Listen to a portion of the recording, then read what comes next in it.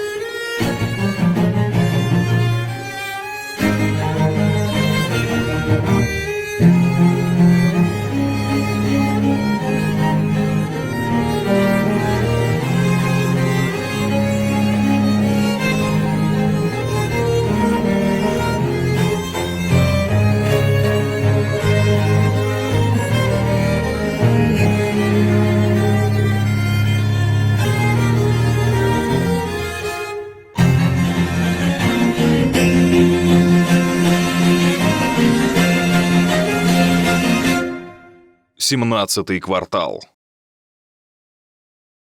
В каждом выпуске мы знакомимся с участником, раскрывая интересную историю жизни и их представления о внешнем мире, которые они никогда не видели глазами, но чувствуют сердцем и руками передают все свое мировоззрение через живопись. «Я вижу сердцем».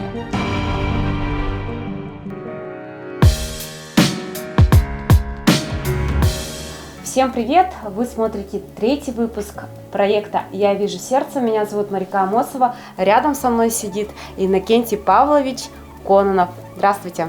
Здравствуйте. Расскажите, пожалуйста, про себя. Сколько вам лет и в какой степени вы незрячий и почему вот вашу историю? Мне полных лет 69, абсолютно слепой, инвалид первой группы по зрению. Как так случилось? Вот вы мне просто рассказали, я знаю, на сколько лет зрение пропало, из-за чего? Я ослеп 6 лет, осложнение после кори. Вот интересно, вы же из Хангаласского улуса, и вот вы мне рассказали историю, что пошла эпидемия по всей деревне, да? Да, в 1957 году летом дети дошкольного возраста почти все заболели в деревне. И даже были умершие по 1-2 года, которые. Чем вы сейчас занимаетесь? Сейчас я в учебно-производственном комплексе трудовой реабилитации инвалидов работаю, типографии. Вы всю жизнь работаете? Как? Учились, работали? Да, я вот 10 лет поступил, меня привезли из деревни для школы для слепых детей. Там учился 8 классов, кончил. Потом в Хабаровске докончил школу. После школы работал в городе Благовещенске. Там учебно-производственное предприятие для слепых было. Вот там работал и 1978 года работает тут. Скажите, пожалуйста, что для вас означает красота? Я красоту чувствую по настроению человека. Если он хороший человек, у него сразу, мы по интонации человека сразу определяем. Мы хорошие психологи, слепые все. Так, теперь вот смотрите, мы сегодня встречаемся с вами во второй раз. Вот меня опишите, как вообще вот чувствуете, хорошая я, красивая или не очень? Ну, среднего роста, 1,60 м примерно. 1,64 м, правильно. Ну вот, да. примерно. Да, вес 55, наверное. Я немножко похудела, 50 сейчас. Ну, это ничего, минус, плюс там скидывает. Но мне кажется, вы красивая, по голосу чувствую. То есть по Вот голосу так можно разговариваете. определить внешнюю красоту? Можно, конечно, по характеру. А я азиат, якутка или все-таки славянская у меня внешность? Акцент вот есть языковой какой-то? Ну, еще такое. Мне кажется, вы сахалярка. Через славянское есть что-то. Потому что по интонации чувствую. Интересно. Ну, у меня есть в крови русские корни. Так, опишите себя, как вы выглядите. Вы же помните себя, видели через зеркало до 6 лет, и то это было очень давно. То сейчас как вы выглядите? Волосы какого цвета у вас? Вам говорят? Ну, наверное? волосы сейчас у меня посидели. Конечно, 69 лет-то. Низкого роста. 1,50 сейчас. Раньше в молодости больше был. Давайте я покажу фотографии, которые вы сегодня принесли. Да, покажите. Одна фотография здесь, вам 5 месяцев. Смотрите, какой сладенький ребенок, щекастый. Щечки до щечки. Молоко мамы, говорили, да? Да. Поэтому вот отразилось на щечках. А следующая фотокарточка, это получается вам здесь уже 6 лет. 6 Смотрите, лет, уже да, перед болезнью. перед болезнью сфотографировали. Вот в таком возрасте вы, получается, потеряли зрение. Да. И представление о визуальном мире у вас осталось вот с этого Конечно. возраста. Вот. Красивый, да? Глаза большие, тут уже серьезный такой. Опишите свой день, начало дня. Как вот вы выбираете одежду? Потому что вот у нас 2 молодых парня были до вас. Им помогают родители одеться, выбрать одежду. Вы вот как в этом Ну, плане? утром я рабочее время утром встаю 5:30 утром, попью, позавтракаю, там кофе пью. Там собака у меня во дворе, охранник.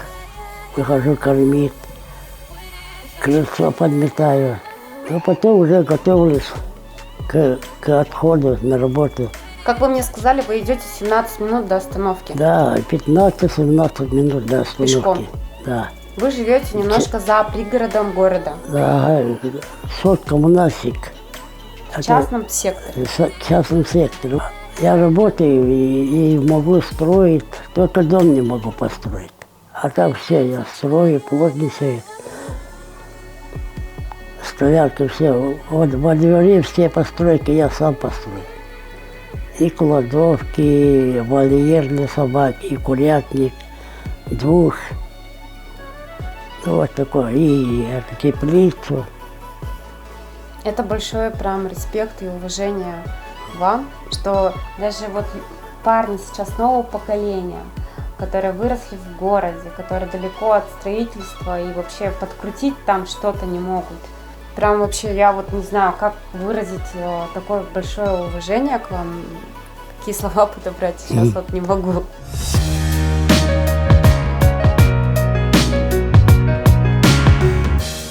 Наша библиотека была основана в 1967 году. Наша библиотека обслуживает всю республику через библиотечные пункты. Когда к нам обратилась Марика Амосова, такая идейная, инициативная, креативная девушка с таким прекрасным предложением, мы, конечно же, сразу согласились, потому что такая идея, в принципе, у нас была, но мы не знали, как это реализовать. Как найти такого человека, который мог бы заниматься таким кропотливым, трудоемким проектом, да? И мы, конечно же, сразу согласились, и сейчас мы видим, что наши читатели, они преобразились уже идет этап социокультурной реабилитации. Каждый читатель очень доволен, который участвует в этом проекте.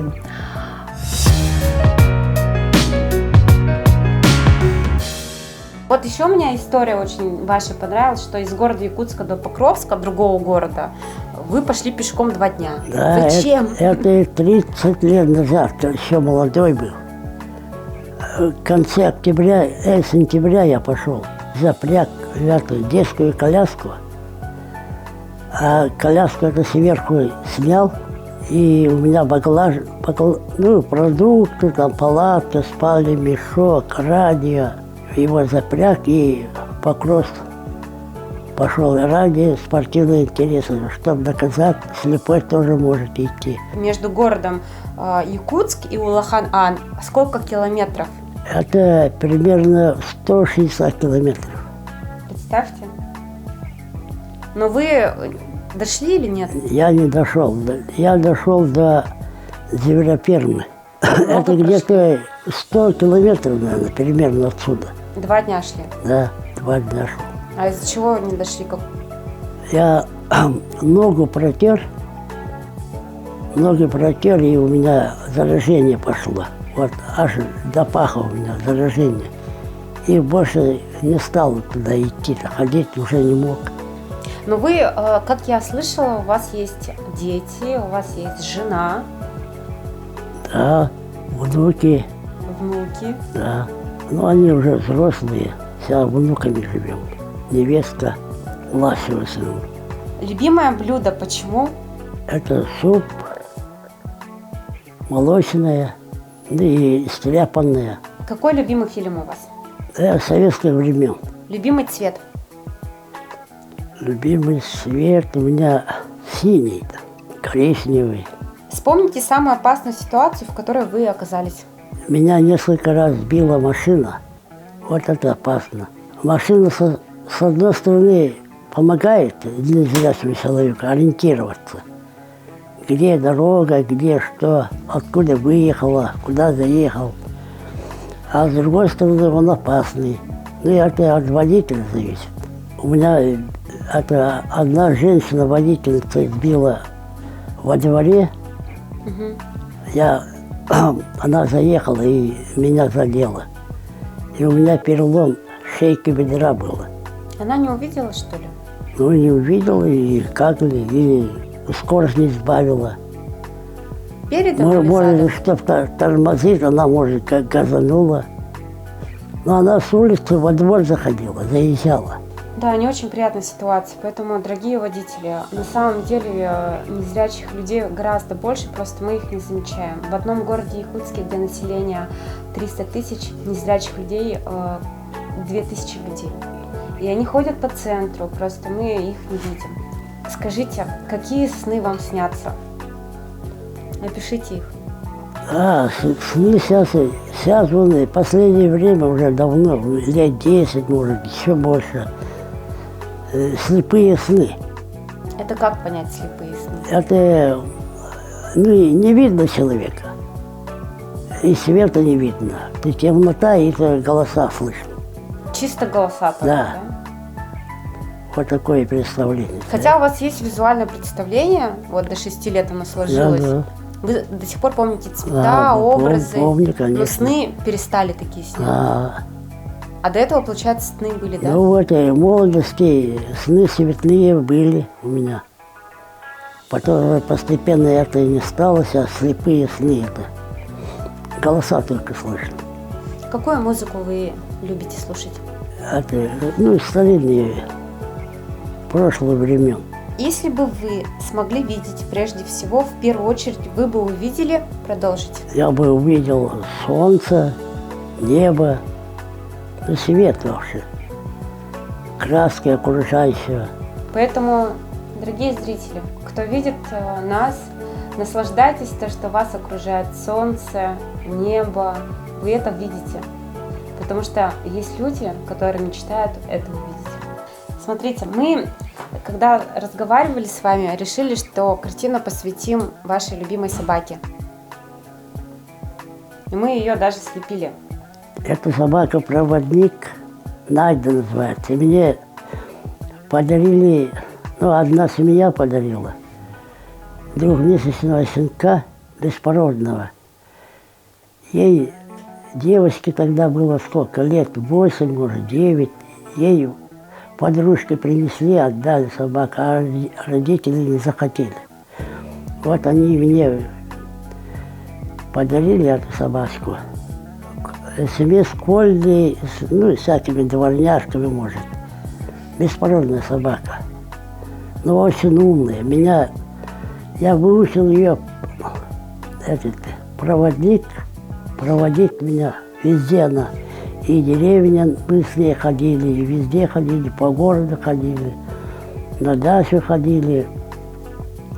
11 лет, почти 12 лет она меня водила. Знаменитая собака была. Ее в газетах писали. Мы нарисовали, уже сделали макет, экран из пластилина, и примерно мы указали, где что будет. Иннокентий Павлович указал, и мы все это перенесли на холст. Он показал, какой формы собаки. Вот когда лепили его, вы же рассказывали, наполовину колли, Да. рыжая шерсть. Ну как лисичка. Я вот рядом поставила картину. Теперь вы описываете, что вы изобразили на картине. Я на картине изобразил на острове мы с родителями вон, на сенокосной бригаде жили летом. Вот на сегодняшний день мы закончили, перерисовали рисунок. Образы все подумали, что изображать, где изображать, каким способом, каким размером.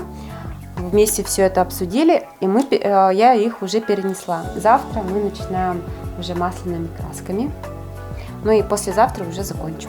У этого проекта нет аналогов нигде в мире. Как мы знаем, что есть художники незрячие и за рубежом, и по России, но они все поздно ослепшие, то есть рисуют по памяти.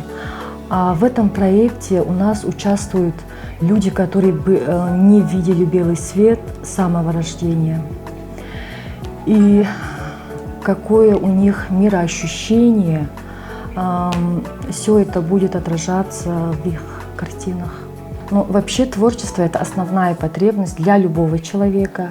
И мы очень рады благодаря этому проекту, что мы можем помочь нашим читателям незрячим прикоснуться к искусству, к творчеству.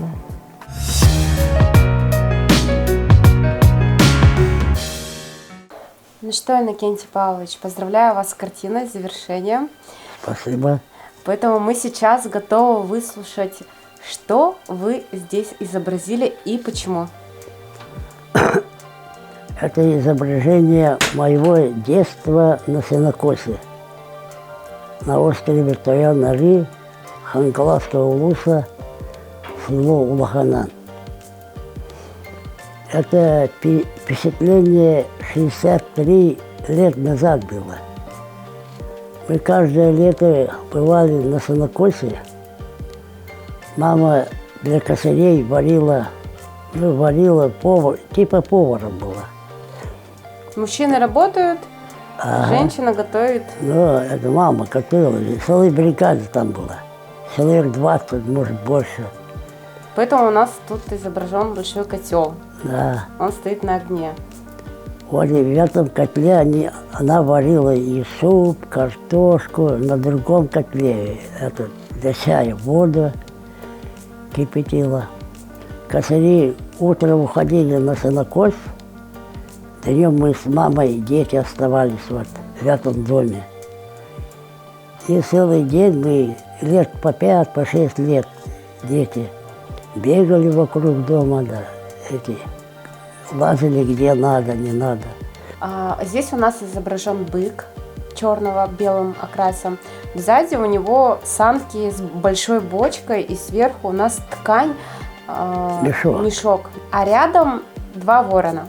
Ну, этот бык принадлежал нам, моей маме, чтобы там сухостой, дрова принести, топить огонь и за водой сходить. Вот поэтому бык вот он постоянно у нас был. Мы вот как дрова или сен, воду принесем, его отпускаем пастись. А вороны раньше не пугались ничего, никакой техники, и люди не стреляли, ничего. Они как куры ходили у нас. Нехотя улетали, когда мы, дети, доставали их шибко. Ну, вот мое впечатление так осталось. И тут у нас на голубом небе летают 3 коршуна. Да, коршуны летали раньше. Вы расскажите про этот круг, он очень интересный же. Вот коршуны, мы наблюдали их каждый день же, за коршунами, за воронами, там, за птичками, со всеми. И вот и у меня впечатление такое осталось. Они сначала по кругу не летают. Сначала широкий круг такой, площадь больше занимает. И постепенно, по спирали снижается. Порядок как самолеты. Даже мне казалось, они крыльями не машут. Вот у вас только что телефон сказал, что 16 часов. Он каждый час голосовое вам Да, у по нас времени, да? у нас благодаря нашей библиотеке, социальной защите, управлению социальной защиты, выработали закон, и это сейчас стали телефоны, компьютеры, ноутбуки нам дают по закону теплоприборов для незрячих. И вот у нас компьютеры говорящие, и телефон туда программы ставят специальные. Как вы назвали картину? Детское впечатление на сенокосе. Детское впечатление Да. на сенокосе. Это я до 6 лет видел. И вот в это время, после этого лета, наверное, может. То есть на картине изображено то, что до 6 лет вы видели, Да. ассоциации у вас визуальные остались, мы это все изобразили. Ну, сюда мы приезжали с деревни каждое лето, перед сенокосом. Каждое лето, уже несколько лет я тут жил летом. Поэтому впечатление осталось на всю жизнь. Давайте завершим наше интервью. Скажите пожелания вообще, о чем вы, когда рисовали, что чувствовали, понравилось, не понравилось. Пишите наше взаимообщение наперед, когда писали картину. Благодаря чудесной девушке, интересной, прямо интересно общаться с ней. Мое впечатление детское останется сейчас на всю жизнь, на память, в будущем. Картина из поколения в поколение будет передаваться. Да, передаваться будет. Мы используем краски масляные на холсте, благодаря которым очень долго картина сохранится, многие столетия.